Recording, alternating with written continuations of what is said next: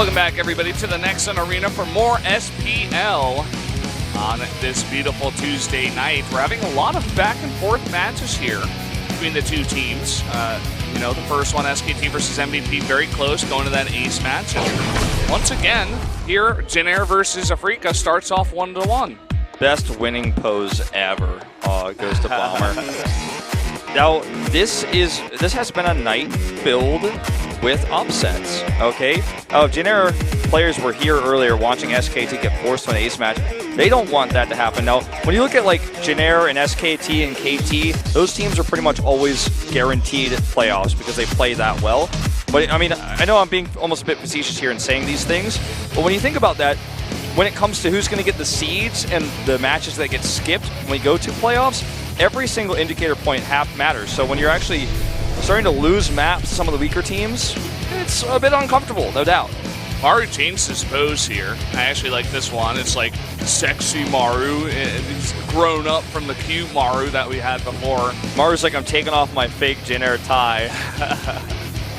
Unbuttoning my tie here. Look at that pentagon, man. He's got a 10 in strategy, trust, and star quality. Not enough spirit and tactics, though, Maru. You got to work on that. I'm pretty sure Maru's spirit should be in the furthest inside pentagram. He gets a 0. Yeah, he needs a 0 on spirit, man. He's like the least spirited player. But doesn't matter how much he smiles, how few words he says in interviews.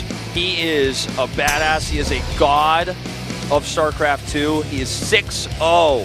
6-0 in Pro League matches. Like, even though we say how this could be a really close match, Maru is just stomping, and he's on a roll, so it's hard to vote against him in this matchup. Guys, let's jump into game number 2 now of Maru, or rather 3, Maru versus aLive.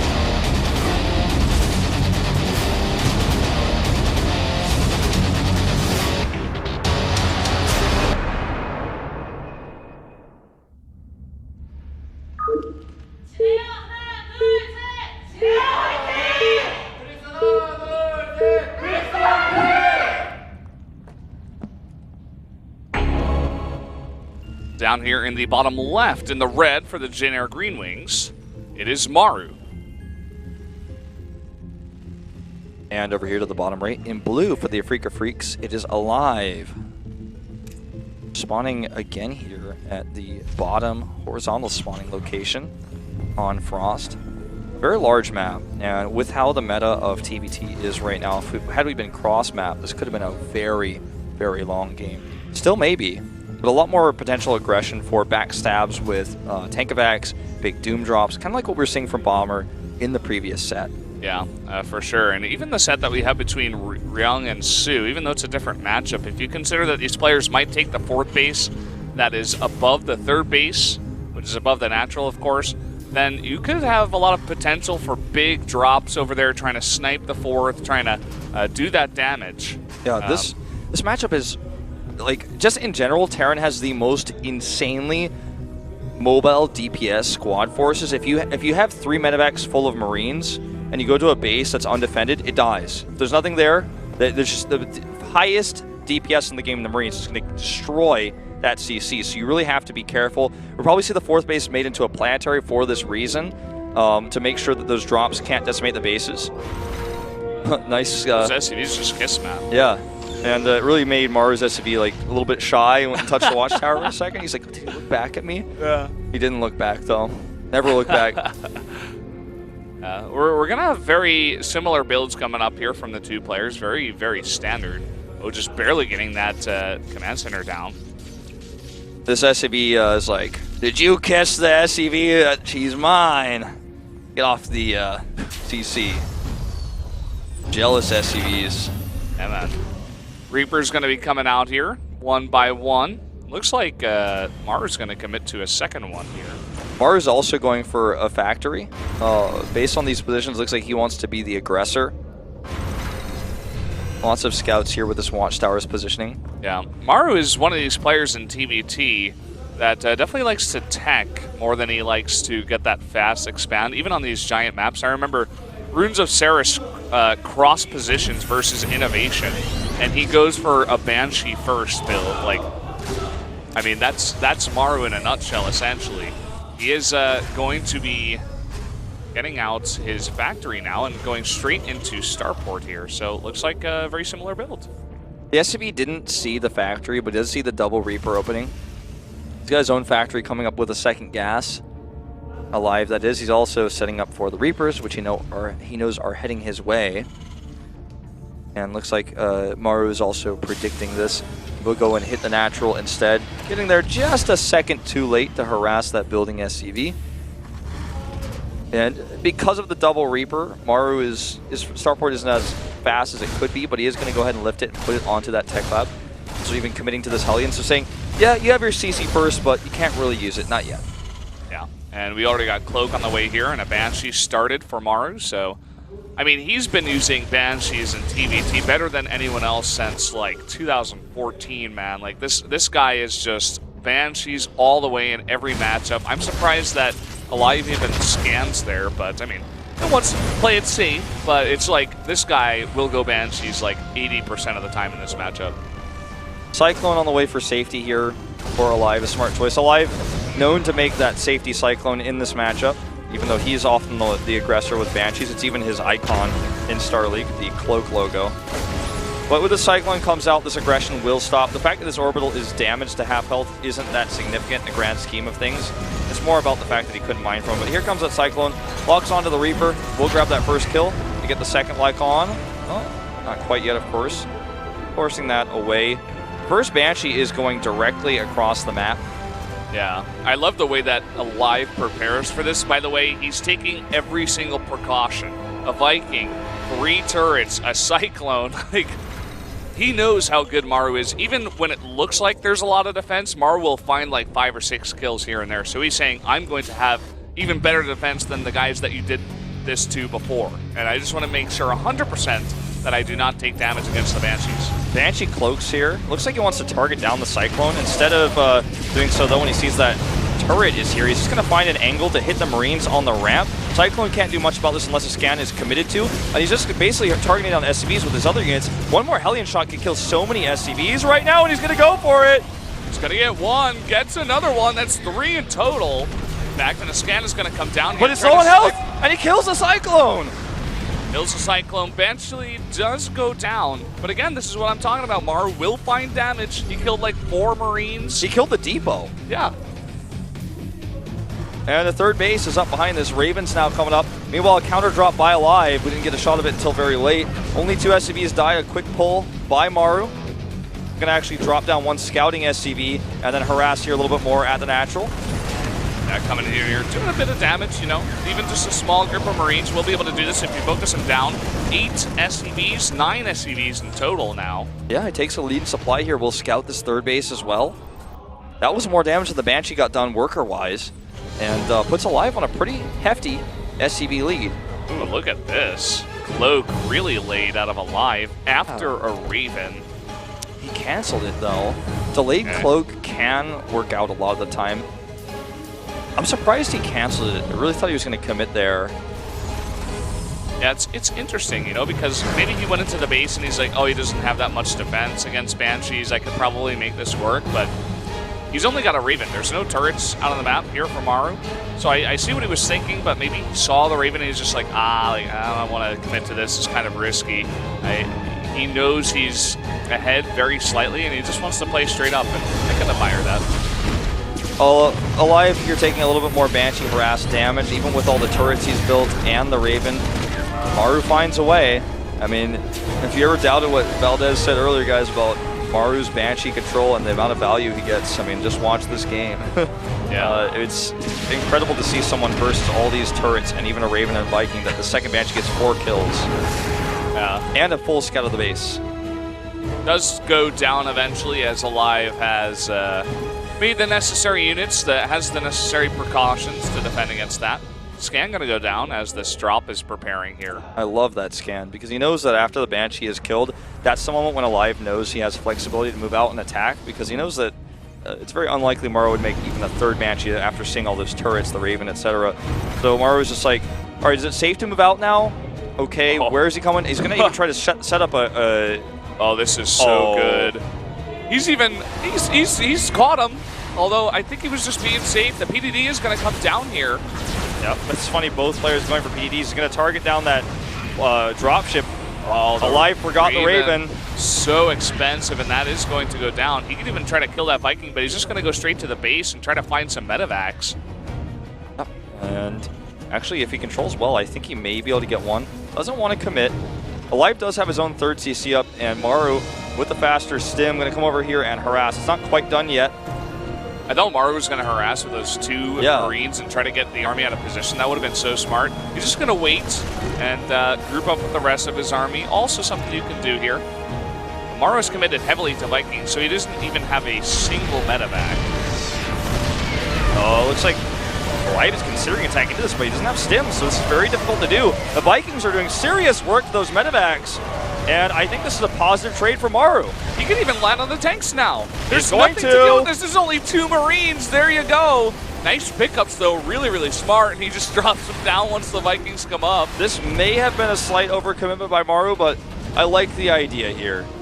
And Maru's base fully saturated. Good effort. Yeah. Good hustle. Yeah. I like the idea. I like the effort there. Both players, you know, getting upgrades for the Marines, but again, Maru ahead.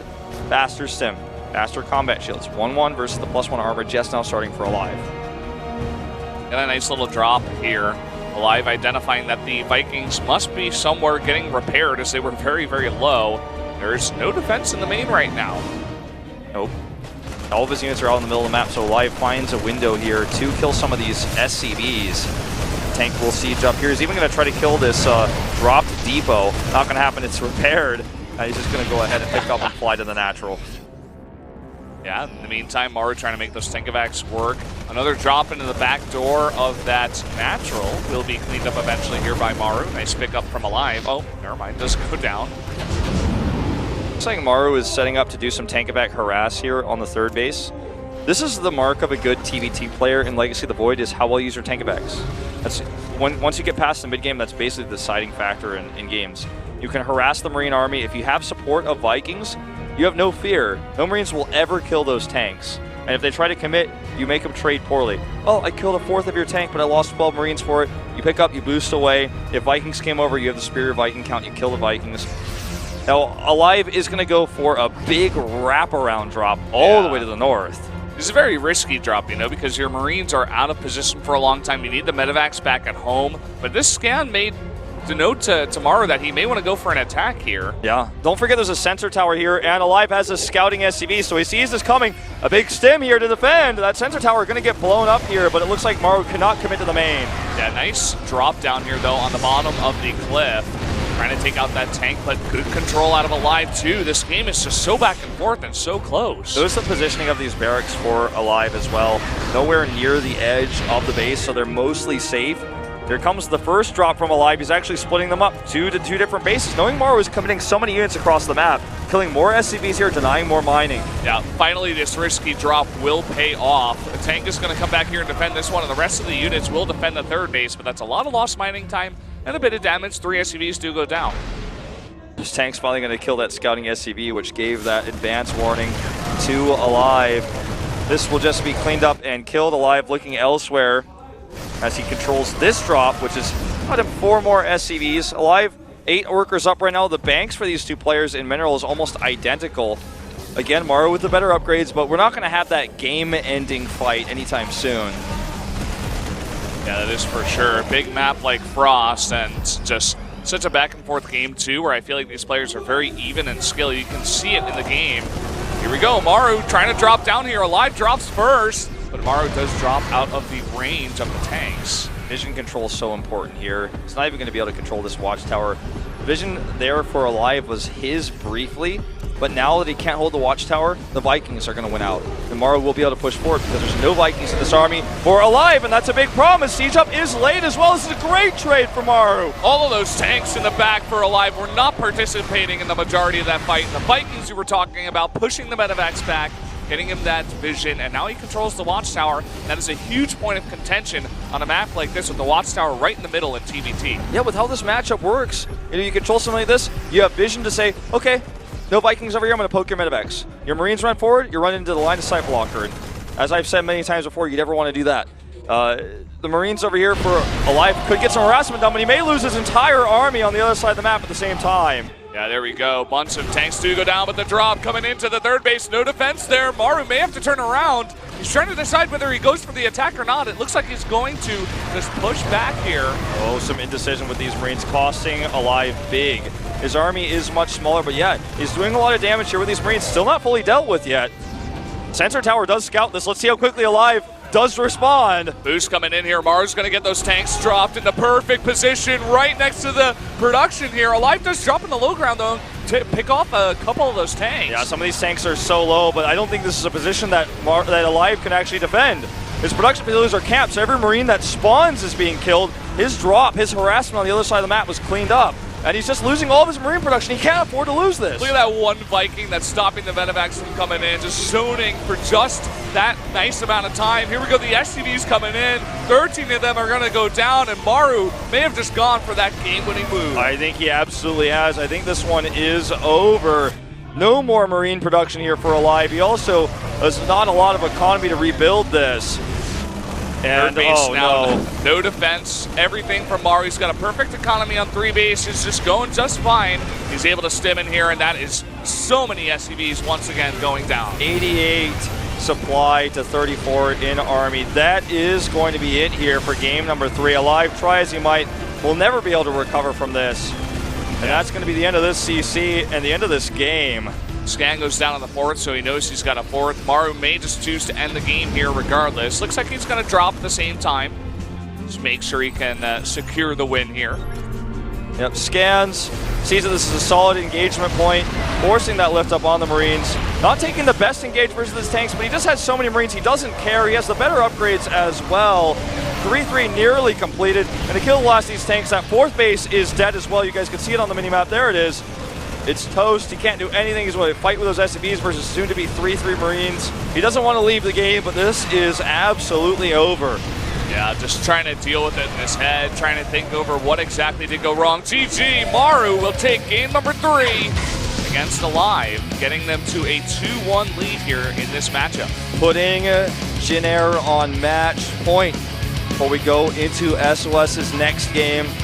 A very close game, a lot of awesome harass throughout that game from aLive, but he lost too many engagements because of the lack of vision control on the watchtower, the Vikings that were moving his medevacs back. He was using mostly medevacs for vision. And why has this happened? Is it because aLive doesn't think Vikings are important? Is he really not prioritizing that? No, it goes back to that one fight with the Ravens in the middle of the map where he had the Viking war. From that point on, Maru had air control. He killed the Raven as well, and aLive just couldn't outproduce him in Vikings. Yep, so there you have it. I mean, aLive played a great game himself. It was very, very close throughout the entirety of that map, but Maru just slightly ahead right now in terms of his form, just everything right now, just slightly ahead of aLive. So we'll take that win. Maru, I feel like, is now the ace player for Jin-Air for sure. I think he goes up to 7-0. That's 7-0. insane. Not a single map drop in best of ones, which have the highest variance of any best of. Yeah, so guys, we are going to be going into game number 4, SOS versus the new pickup here for the Afreeca Freaks, Patience. A PvP, another mirror matchup here. Yeah, Patience being picked up after he left Dead Pixels. In fact, the manager tweeted that